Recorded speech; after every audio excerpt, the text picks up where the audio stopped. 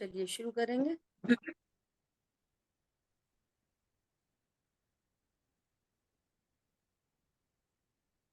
जीवमजीवं तपं जिणवरवसहेण चेरणे तिष्ठं देविन्दविन्दवन्दं वन्दे तं सपदा शिरसा। द्रव्य संग्रह जी ग्रंथ गाथा नंबर 35 स्वाध्याय में चल रही है। गुरुदेव श्री के प्रवचन के माध्यम से हम लोग स्वाध्याय कर रहे हैं भाव संवर की गाथा। और इस गाथा के अंदर आचार्य देव ने व्रत समिति गुप्ती अनुप्रेक्षा परिचय जय धर्म आदि के माध्यम से संवर का स्वरूप कहा। और अब अपनी बात चल रही है चारित्र। चारित्र भी भाव संवर तत्व है, वीतराग परिणति है। और इस चारित्र में सबसे पहला सामायिक चारित्र की अपनी बात चल रही है। और उस सामायिक चारित्र को भी आचार्य देव वापस 5 प्रकार से कह रहे हैं। उसका स्वरूप कहने के लिए बताने के लिए 5 तरह से चर्चा कर रहे हैं, जो अपनी यहाँ बात चल रही है। कल अपन ने तीसरा बोल शुरू किया था कि आत्मज्ञान के बल की अपनी चौथा बोल शुरू हुआ था, आत्मज्ञान के बल बिना अनुभव नहीं होता। तो आत्मज्ञान का बल अर्थात सिंपल से मैं आत्मा हूं ऐसा ज्ञान, मैं आत्मा हूं ऐसी सच्ची समझ से बल आ गया। विशु पर्दा लगा दो। शरीर आदि का बल। प्रीति जी आप अपना फोन म्यूट करें।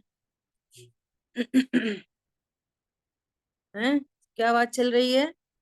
आत्मज्ञान के बल से आत्मा आनंद कंद है, विकार रहित है, सर्व संकल्प विकल्प रूप उपाधि से रहित है। ऐसे अनुभव के बल से जो शुक्ल ध्यान है उसे सामायिक कहा जाता है।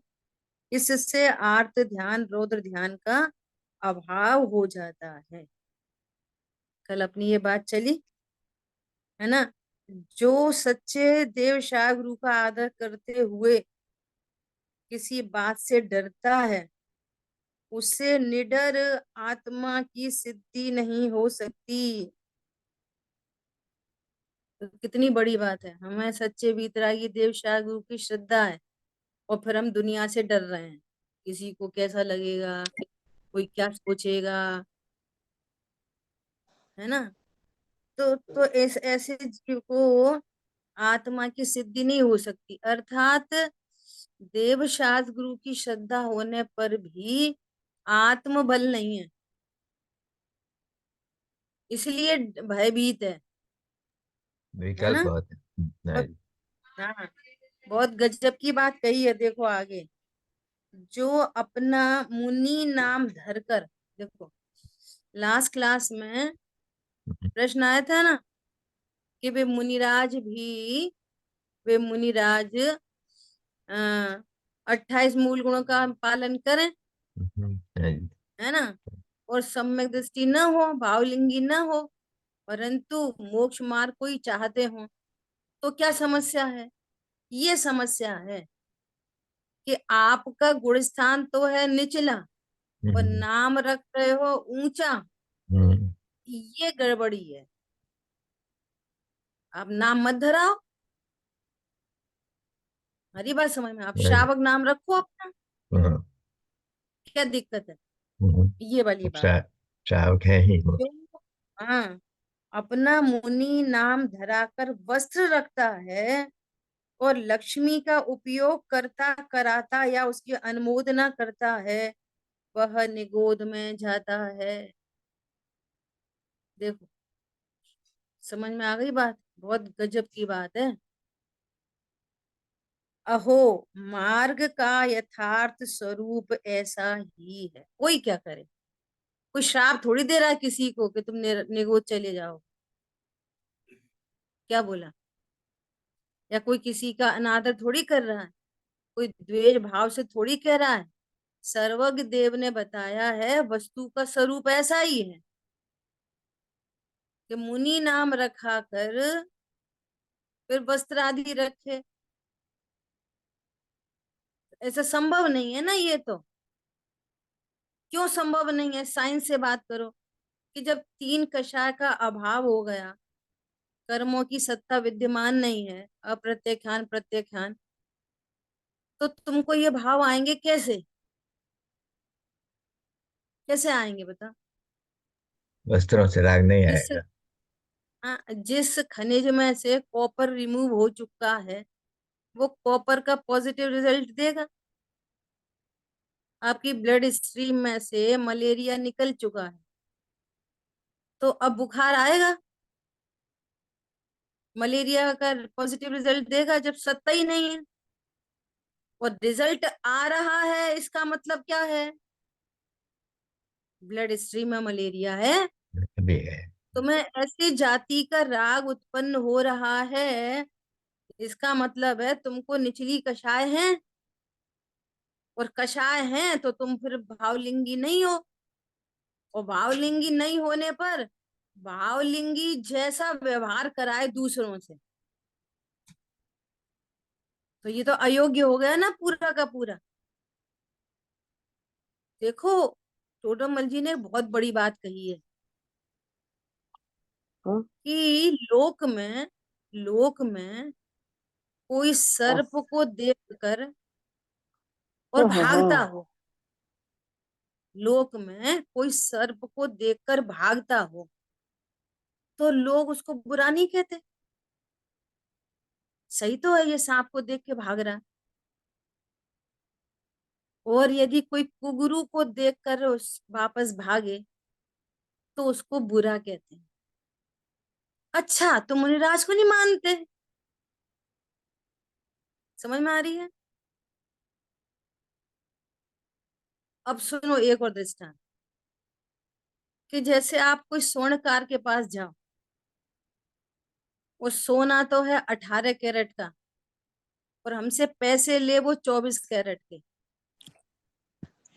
तो हम लोग में उसको बेईमान कहते हैं, है ना? अब सुनना बहुत गंभीरता से।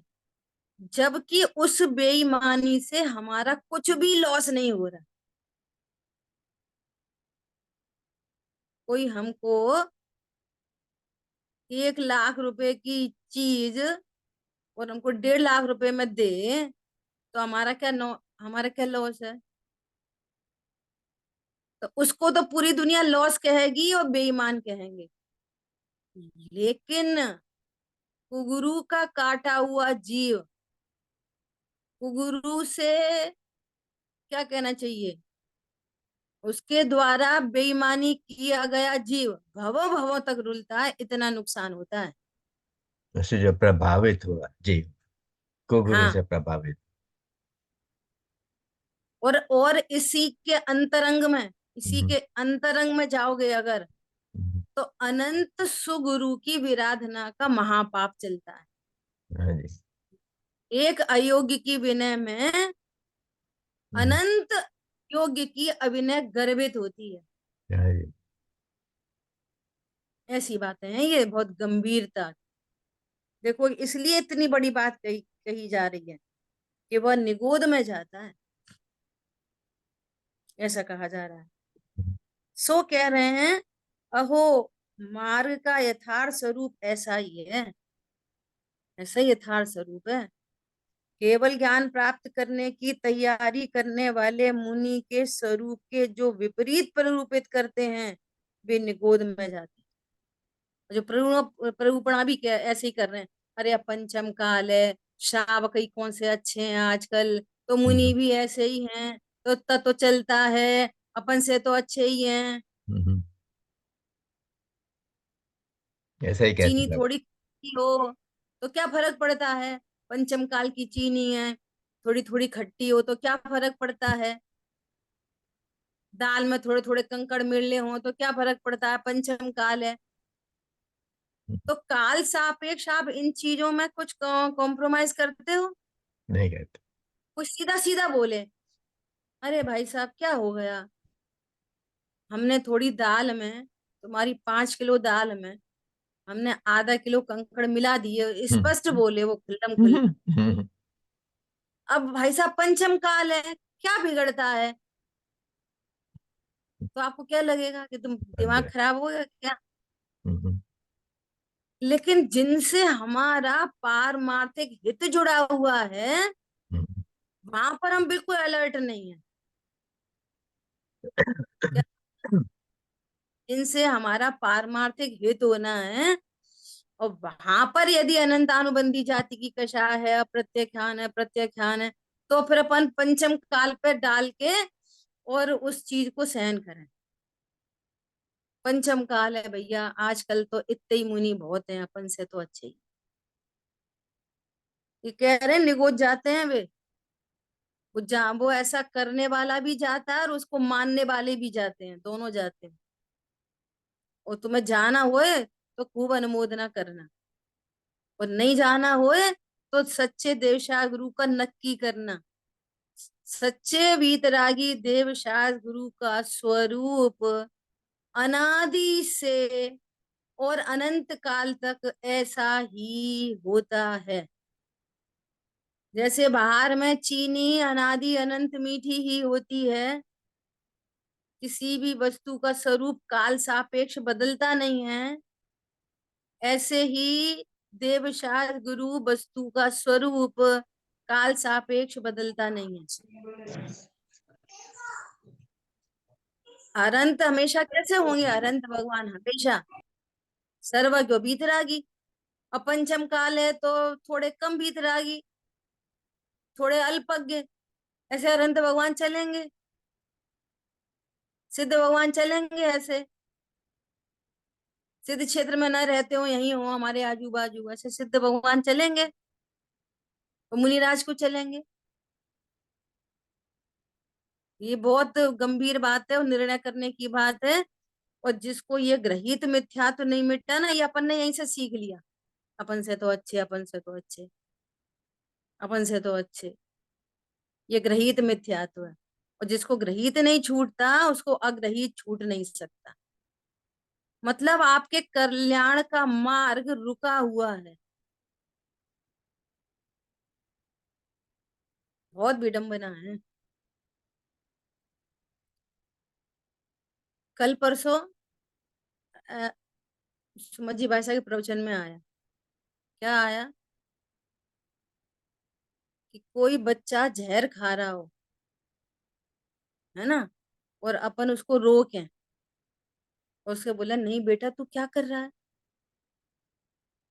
आज नहीं, मुझे तो बहुत भूख लग रही है, आजा, मैं तुझे मैसूर पाक खिलाता हूँ, आजा। और उसे मैसूर पाक खिलाए, तो जगत में क्या बोलेंगे?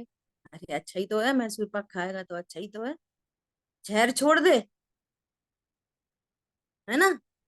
और यहाँ यदि कहा जाए कि भैया तुम ग्रहित मिथ्या तो छोड़ दो, इधर आओ, हम तुम्हें सच्चे वितरागी देव शाह गुरु का स्वरूप बता के मैसूर पाक खिला रहे, तो क्या बोले? इसमें क्या है? बोले कैसी विडंबना है? ना तुम जहर खा के मरे जा रहे लौकिक, लौकिक जहर खा के ना तो तुम मरे जा रहे, और ना मैसूर पाक खा के जिए जा रहे। वहां तो अच्छा लगता है कि बिल्कुल सही बात है, इनने हमें बचा लिया। और तत्व ज्ञान के अभाव में तो तुम हर क्षण मर ही रहे।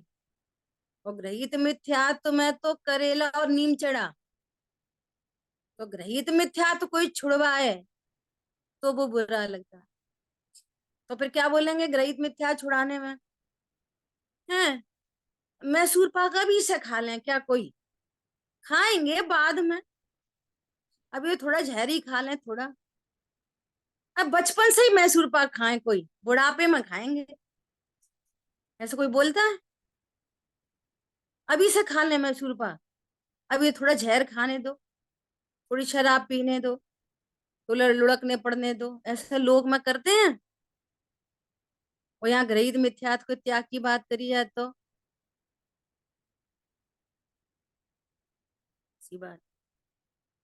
भैया तुम ज्ञान स्वरूपी परमात्मा हो, और आत्म कल्याण तत्व निर्णय से होता है, और तत्व निर्णय से पूर्व देवशास्त्र गुरु का सही स्वरूप जाना जाता है। और जिनको देवशास्त्र गुरु का स्वरूप पता नहीं है, तो उनको ये वाली बात कही जा रही है। फिर अब तुम निगोद में जाओगे, ऐसा कह रहे हैं बहुत। अब अपन ये बोलेंगे बहुत कठोरता से कह रहे हैं, ये कठोरता नहीं है, ये दया है आपके ऊपर, कठोरता नहीं है ये, है ना। बच्चा अग्नि के पीछे दौड़ रहा है और वो सुन नहीं रहा, तो माँ थप्पड़ लगा के दूर हटाती है,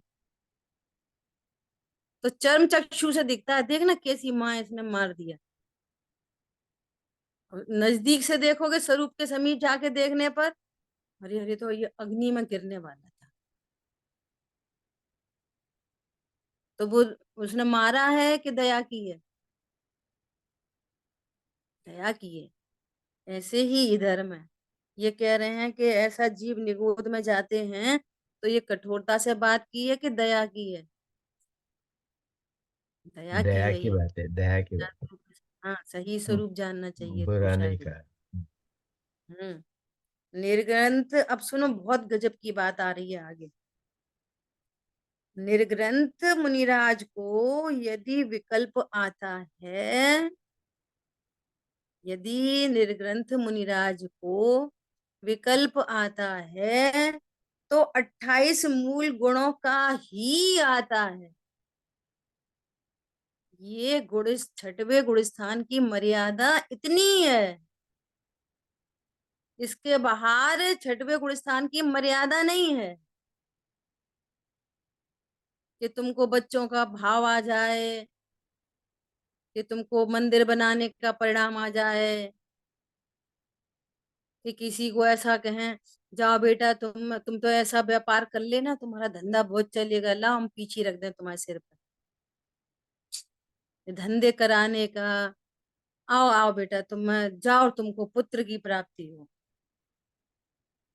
कि जाओ तुम्हारा व्यापार बहुत अच्छा चले, जाओ तुम्हारी शादी जल्दी हो जाए, कि तुम मकान बना लो, कि दुकान बना लो, कि मंदिर बना लो। ऐसे भाव वो नहीं होते मुनिराज को कभी भी। फिर वापस साइंस से बात करो, तो कॉपर रिमूव हो चुका, तो कॉपर के परिणाम का पॉजिटिव रिजल्ट नहीं आएगा। वो चांदी है तो चांदी की रिजल्ट आएगा। समझ में आ रही बात? संजुलन है तो संजुलन की मर्यादा 28 मूल गुण जितनी होती है, उससे नीचे मर्यादा ही नहीं है संजुलन की। और यदि इसके अलावा भाव हैं, तो वो अप्रत्याख्यान, प्रत्याख्यान या अनंतानुबंधी में होते हैं, वे वाले भाव गृहस्थी वाले को होते हैं प्रत्याख्यान में, अप्रत्याख्यान में, कमाने धमाने इसके। अरे पंचम गुण स्थान वर्ती भी ऊपर की प्रतिमाओं में गृह त्यागी हो जाते हैं। अनुमति त्याग प्रतिमा ही का नाम है। कौन सी प्रतिमा है? 9वीं 10वीं अनुमति त्याग। अब वो घर में बच्चे पूछेंगे, पिताजी हम ये वाला धंधा कर रहे हैं कि नहीं कर रहे हैं? वे कोई अनुमति नहीं देंगे, तुम देखो भैया तुम्हारा। तो पंचम गुण स्थान वर्ती की ऐसी मर्यादा है, अनुमति त्याग प्रतिमा। तो मुनिराज की तो बात ही क्या है, क्या बोल रहे हैं? निर्ग्रंथ मुनिराज को यदि विकल्प आता है, तो 28 मूल गुणों का ही आता है, उन्हें अन्य कोई विकल्प आता ही नहीं, आता ही नहीं। उनके तो रोम रोम में वैराग्य होता है। जाओ बेटा तुम मंदिर बनाओ, जाओ बेटा तुम तो फलानी दुकान कर लो। ये तो आरंभी उद्योगी हिंसा है, और वो अहिंसा महाव्रत के धारी हैं वे। क्या बोला? धंधा कर लो, दुकान चला लो, शादी कर लो, बच्चा हो जाए, या तो मंदिर बनवाओ, ये तोड़ो, ये सही करो। इनमें तो हिंसा है, तो ये भाव मुनिराज को हो ही नहीं सकते। यदि हो रहे हैं तो फिर मुनिराज नहीं हो सकते, एक ही बात होगी, है ना। उनके तो रोम रोम में वैराग्य होता है। यहाँ पर मुनि को शुद्ध आत्मा के बल द्वारा सामायिक प्रकट होती है। किसके बल द्वारा? आत्मा के बल द्वारा। क्या है आत्मा का बल? फिर से बोलो। आत्मा का बल मतलब, मैं आत्मा हूँ, ऐसा विश्वास निर्णय। हाँ, ये देता है बल। ठीक है। शरीर, निमित्त, सहनन या पूर्व पर्याय के बल द्वारा सामायिक प्रकट होता है, ऐसा नहीं कहा है। कोई शरीर की क्रिया से सामायिक होती है, या निमित्तों से सामायिक होती है, या सहनन बहुत हो तब सामायिक होगी, है, या पूर्व पर्याय के बल से सामायिक प्रकट होती है, ऐसा है नहीं।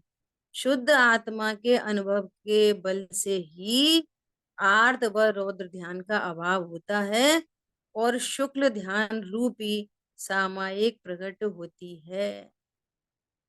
ठीक है। अब पांचवा बोल कहते हैं, समस्त सुख और दुख के संयोग में मध्यस्थ रहना ही सामायिक है। देखो अब ये समझना कि ये शब्द ऐसे आते हैं, समस्त सुख और दुख के संयोग में। करेक्शन यहीं पर चाहिए क्या? ये तो अज्ञानी के हिसाब से जिनवाणी लिखी गई है ना। जहां अज्ञानी को सुख लगे, जहां अज्ञानी को दुख लगे, है ना, जिन परिस्थितियों में अज्ञानी जीवों को सुख लगता है, अज्ञानी जीवों को दुख लगता है, और मुनिराज को इष्ट अनिष्ट की कल्पना ही नहीं है, तो नहीं। उन्हें सुख दुख होता ही नहीं है। ऐसा नहीं कि उन्हें अनिष्ट की कल्पना है हम्म, और दुख तो होता है, पर करते नहीं, सहन करते हैं। सहन करते हैं, इसका नाम हम्म, मध्यस्थ नहीं। हम्म, उन वे पर स्थिति, पर की स्थिति ही लगती हैं, वो स्व स्थिति नहीं है। वे ज्ञान के ज्ञेय मात्र हैं। ज्ञान में न उनसे कुछ भला होता न बुरा होता। मैं तो सदैव ज्ञानमयी तत्व हूँ, ज्ञानाकार है, इसमें कोई ज्ञेयाकार नहीं। इस प्रकार मध्यस्थ रहते हैं। दर्पण में मोर नाचता हुआ मोर दिखे, मध्यस्थ। और दर्पण में बिल्ली दिखे तो मध्यस्थ। क्यों? दर्पण में ना मोर है ना बिल्ली। समझ में आई बात? ऐसे ही मेरे ज्ञान दर्पण में न अनुकूल स्थिति है, न प्रतिकूल स्थिति है। इसलिए किसी से इष्ट अनिष्ट की कल्पना नहीं। तो जो मध्यस्थ भाव है उसका नाम है सामायिक। ठीक है। प्रतिकूल संयोग हो अथवा अनुकूल हो, हमें तत्व ज्ञान क्या है? वही वक्तव्य क्या है? अनुकूल प्रतिकूल होते ही नहीं, ये अवक्तव्य है। भाषा कैसी है? भाषा ऐसी है, प्रतिकूल संयोग हो अथवा अनुकूल, तो अनुकूल प्रतिकूल होते ही नहीं। वे सब मेरे ज्ञान के ज्ञेय हैं। ज्ञेय हैं इसका मतलब मैं ज्ञायक हूँ। और ज्ञायक के लिए ना कुछ अनुकूल है ना प्रतिकूल है। मैं अपने ज्ञान से समता भाव रख सकता हूँ।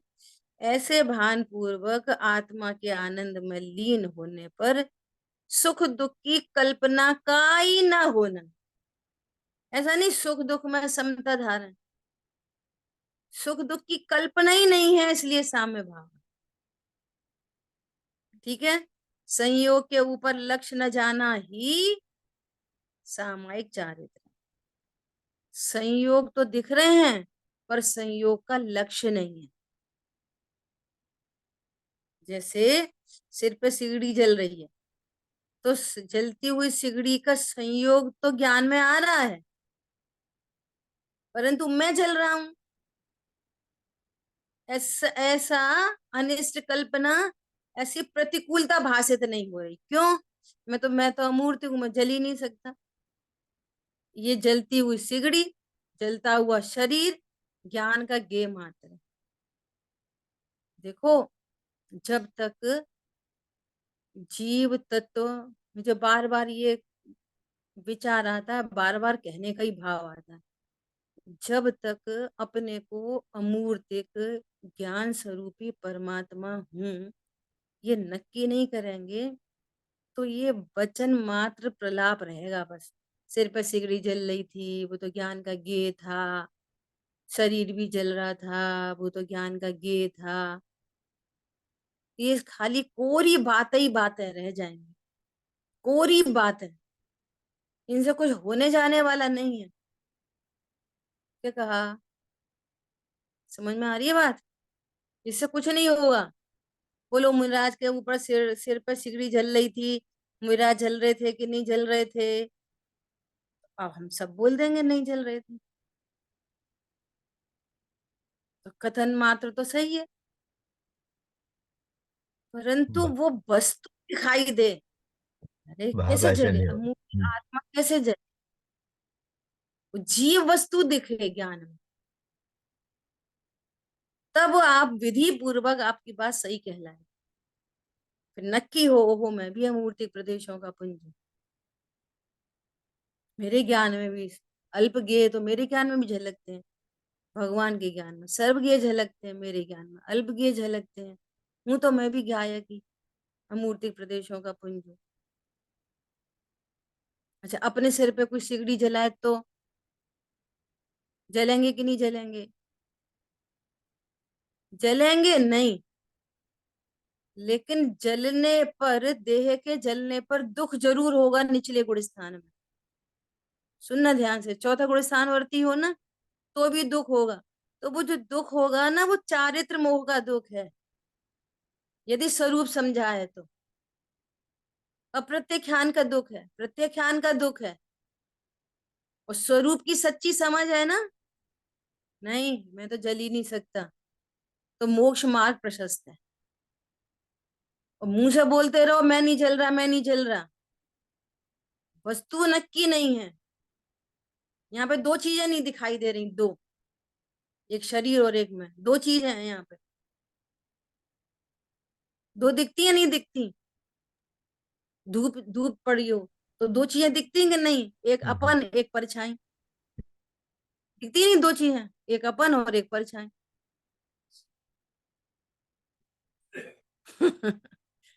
ऐसे ही यहाँ पर दो चीज है, क्या? एक अपन और एक ये परछाई। समझ आ गई बात? दो हम्म, चीज है। स्थापना अपन की कहाँ हो गई? अपन का। अमूर्ति का आत्मा, अमूर्ति का आत्मा, ज्ञान स्वरूपी आत्मा। अब बात पकड़ में आएगी।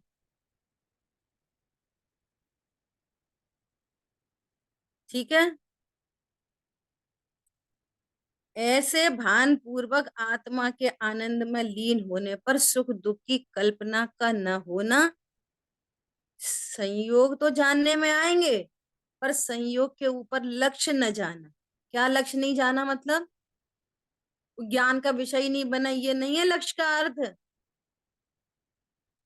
ज्ञान का विषय तो बनेंगे, प्रभावित परंतु नहीं। ये मैं हूँ, मेरे हैं, करता हूँ, भोगता हूँ, इनसे लाभ है हानि है, इसका नाम है लक्ष्य जाना।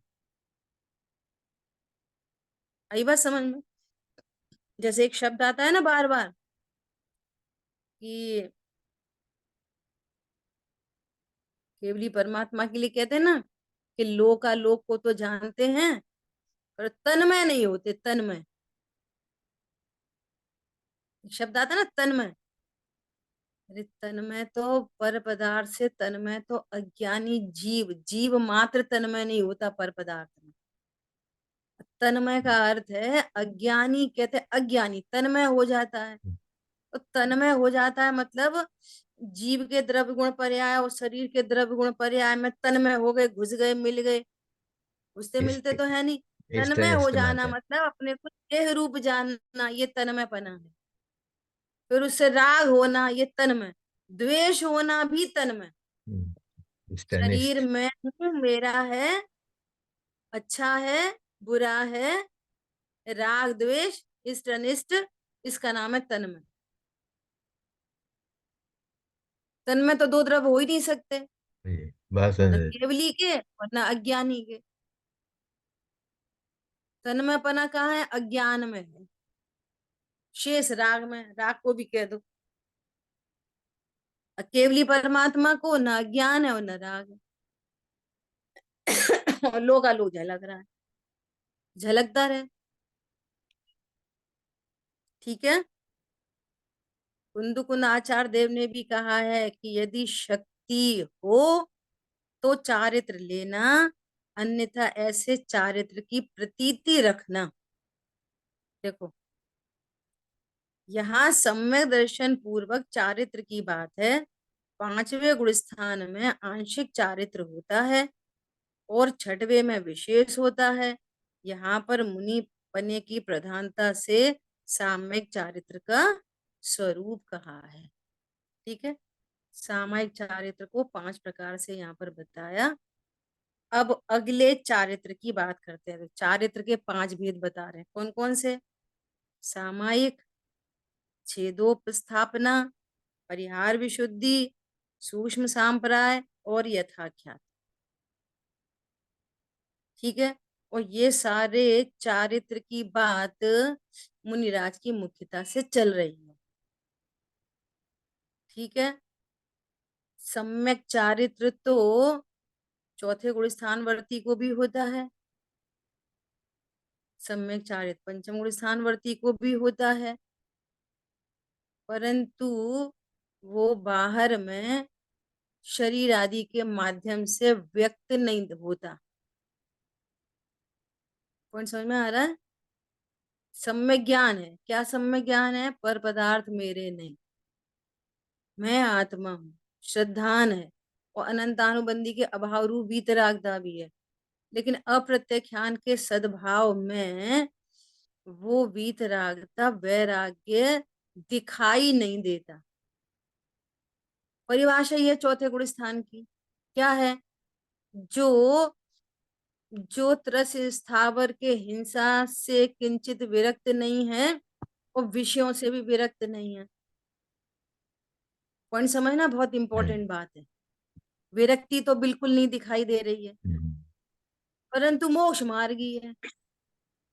तो शुरू शुरू में सब स्वाध्याय करते ना शुरू शुरू में, तो सब ऐसे ही बोलते हैं, अच्छा रामचंद्र जी युद्ध कर रहे थे, तो वे सम्यक दृष्टि हैं तो युद्ध क्यों कर रहे थे? वे भरत चक्रवर्ती सम्यक दृष्टि है, छायक सम्यक दृष्टि, तो फिर 96,000 को क्यों भोग रहे? पॉइंट पकड़ में आया? देखो, ये है मुनिराज चलते फिरते मोक्ष मार्ग। ज्ञान कह रहा है कि मैं ज्ञायक हूँ, श्रद्धा में विश्वास है ज्ञायक हूँ, परमाणु मात्र मेरा नहीं है ना, कोई पर पदार्थ मेरा नहीं। तो उनकी स्थिति भी ऐसी दिखाई दे रही है, कोई पर पदार्थ उनके पास है ही नहीं, कोई विषय भोग है ही नहीं। परमाणु मात्र मेरा नहीं तो परमाणु मात्र उनके संग में भी नहीं। तो स्पष्ट मोक्ष मार्गी मुनिराज दिखाई दे रहे। समझ में आ रही है? चारित्र दिखाई दे रहा, चारित्र। नग्न दिगंबर काया से प्रकट हो रहा अंतर्मन।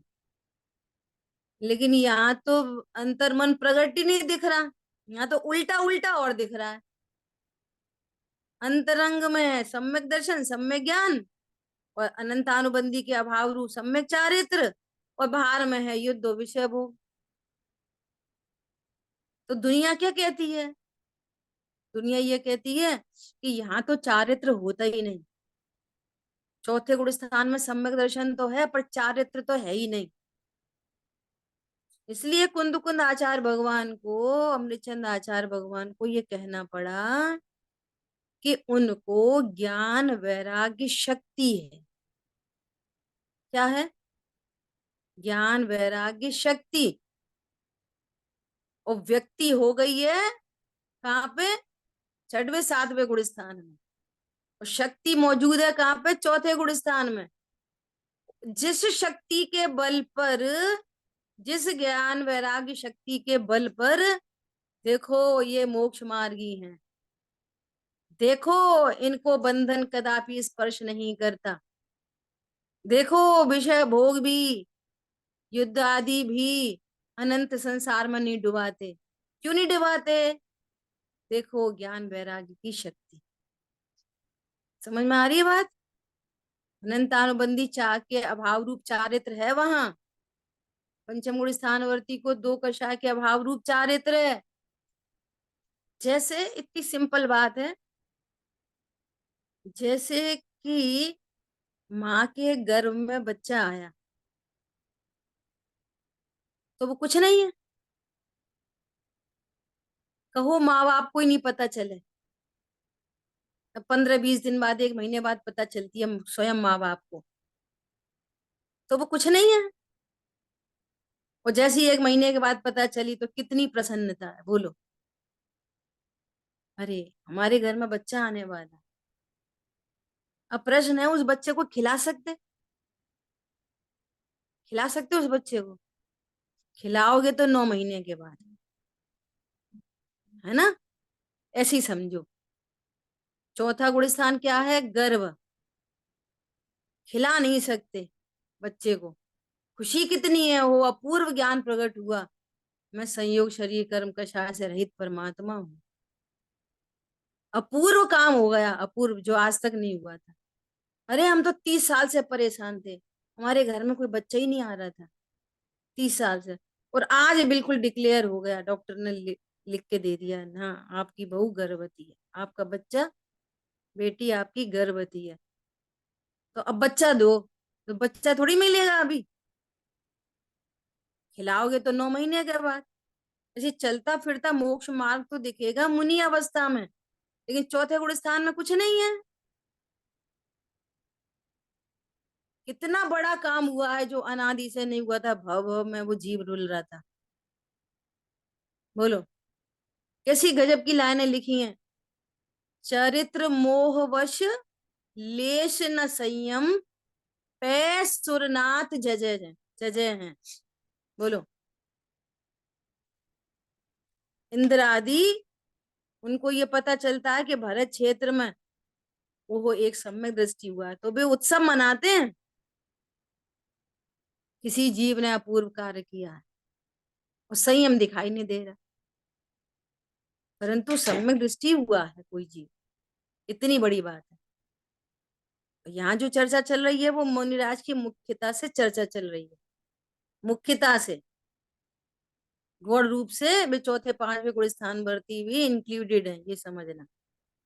अब ऊपर के गुण स्थानों में ये वाले चारित्र नहीं होते, लेकिन चारित्र का अंश तो वहां पर भी प्रकट हुआ है। ठीक है। अब ये छेदोपस्थापना जो चारित्र है, ये बड़ा विशेष तरीके का चारित्र है, तो बहुत सुंदर चर्चा है इसके अंदर में, गजब की चर्चा है। पहले तो चारित्र के 5 भेद कौन कौन से? सामायिक, छेदोपस्थापना, परिहार विशुद्धि, सूक्ष्म सांप्राय और यथाख्यात। इनमें चारित्र के प्रथम भेद सामायिक चारित्र की बात हो चुकी, अब छेदोपस्थापना का कथन करते हैं। ये क्या होता है छेदोपस्थापना? देखो क्या होता है, जब एक साथ समस्त विकल्पों के त्याग रूप परम सामायिक में स्थित होने में यह जीव अशक्त होता है। क्या कहना है? जब कोई जीव स्वभाव के सन्मुख होता है ना, तो सामायिक चल ही रही है, उपयोगात्मक स्वभाव के सन्मुख। ठीक है। अब स्वभाव के सन्मुख तो रह नहीं पाया, क्या बोल रहे हैं? समस्त विकल्पों के त्याग रूप परम सामायिक में स्थित होने में कोई जीव अशक्त होता है, तो छठवां गुण स्थान आ जाता है। सातवें गुण स्थान में परम सामायिक और छठवें में विकल्प, तो फिर क्या होता है, वो विकल्पों की भूमिका में आ जाता है, तो इसी का नाम है छेद। इसका क्या नाम है? छेद हो गया। और छेद होता है तो क्या करते हैं? वापस सिल देते हैं, कपड़े में छेद हो जाए तो क्या करते हैं? वापस सिलाई करके छेद बंद कर देते हैं। समझ आई बात?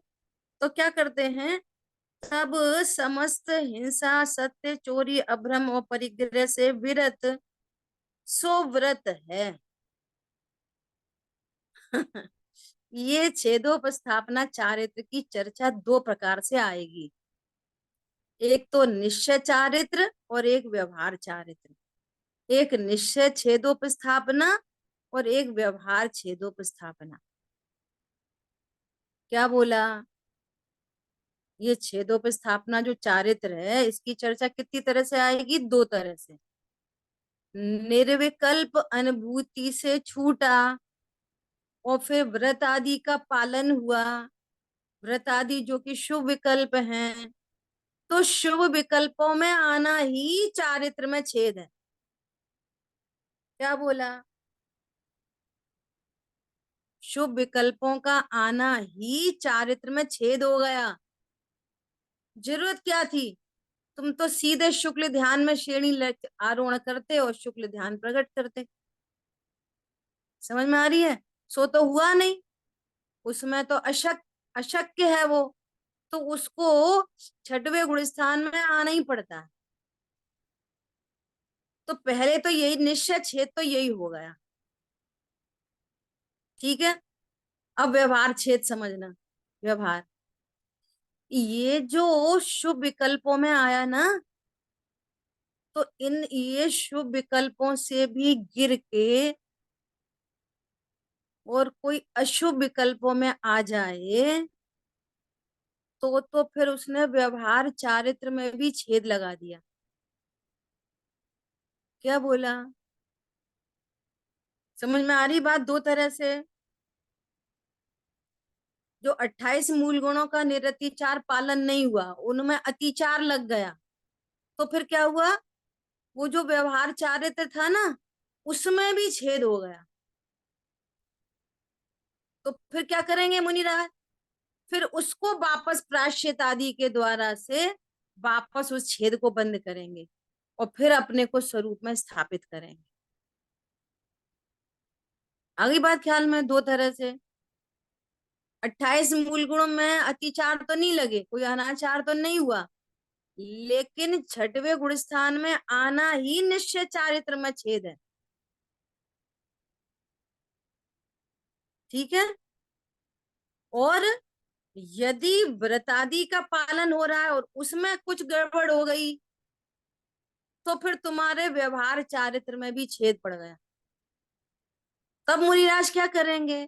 फिर प्रतिक्रमण आदि के माध्यम से उस अतिचार अनाचार को मिटाएंगे और व्रतों में अतिचार नहीं लगने देंगे, और फिर व्रतों में अतिचार नहीं लगने दिया तो फिर वापस निर्विकल अनुभूति में आने का प्रयास करते हुए वो व्रत आदि से भी छूटकर वापस सातवें गुण स्थान में आएंगे। इसका नाम है छेदोपस्थापना चारित्र। ठीक है, अभी अपन ने इतना पढ़ा। सातवें गुण स्थान में छेदोपस्थापना चारित्र नहीं होगा ना? ना, हाँ, वहां तो परम सामायिक चल रही है। निर्विकल्प चल वहां रहा तो है परम वहां तो। सामायिक चल रही है। हाँ, वहां तो बहुत शुभ अच्छा। का काम ही नहीं है ना। हाँ, वहां तो निर्विकल अनुभूति में है। देखो पढ़ते हैं, एक साथ जब एक साथ समस्त विकल्पों के त्याग रूप परम सामायिक में स्थित होने में यह जीव अशक्त होता है, तब समस्त असत्य हिंसा असत्य चोरी अभ्रम और परिग्रह से विरत सो व्रत है। इस प्रकार इस 5 प्रकार के विकल्प भेद द्वारा व्रत रूप छेद द्वारा रागादि विकल्प रूप साबद्यों से अपने को निवृत्त करके निज शुद्ध आत्मा में स्वयं को स्थापित करता है, वह छेदोपस्थापना है। क्या कह रहे हैं? वापस अपने को उस व्रतों से भी छठवें गुण स्थान से वापस सातवें में आना, ये क्या है? छेदोपस्थापना, निश्चय छेदोपस्थापना। एक तो ये वाली बात हो गई, है ना? कैसे? अथवा छेद अर्थात व्रत के भंग होने पर निर्विकार स्वसंवेदन रूप निश्चय प्रायश्चित से अथवा उसके साधक बहिरंग व्यवहार प्रायश्चित से अपने आत्मा में स्थित होना, वो छेदोपस्थापना है। छेद हो जाने पर वापस अपने आत्मा में स्थापित हो ना, वो छेदोपस्थापना है, अपने को स्थापित करता है, अपने को आत्मा में स्थापित करता है। समझ आ गई बात? समय तो अपना हुआ है, तो दीदी ये क्षण क्षण शेष में चर्चा अपन आगे करें। छठे से सातवें में जो जाते हैं, क्षण क्षण में ऊपर नीचे, तो वो यही प्रतिक्रिया होती है। हाँ बराबर, तो बार बार अपने को स्थापित करते हैं, बार बार, बार बार अच्छा। अपने को स्थापित करते हैं, तो वो छेदोपस्थापना है ना। और यदि 28 मूल गुण में ही कोई अतिचार लग जाए तो फिर व्यवहार प्रतिक्रमण के द्वारा फिर व्रतों में स्थापित करते हैं, और फिर व्रतों से भी वापस निर्विकल्प अनुभूति में आते हैं, तो फिर वो निश्चय छेदोपस्थापना होता है, और वो व्यवहार छेदोपस्थापना। यहाँ पे पूरी ये चर्चा बहुत सुंदर लिखी हुई है, इसकी चर्चा अपन बुआ जी, नेक्स्ट क्लास जब में। क्षण क्षण में वो उनका गुण स्थान बदलता है, तो ये तो निश्चय की बात हो रही है, व्यवहार की थोड़ी हो रही होगी फिर, हाँ, व्यवहार की है ना? बात करेंगे। हाँ, व्यवहार की बात आगे करें, ठीक है। जिन वाणी के ज्ञान से सूझे लोकालोक, लोकालोक सो वाणी मस्तक नमो सदा देत हूँ लोग। बोलिए द्वादशांगमयी जिनवाणी माता की जय। जय जय हो। जिन सभी। जय हो। जय जय जिनेन्द्र। जितेंद्र। जय जिनेन्द्र। जय जिनेन्द्र।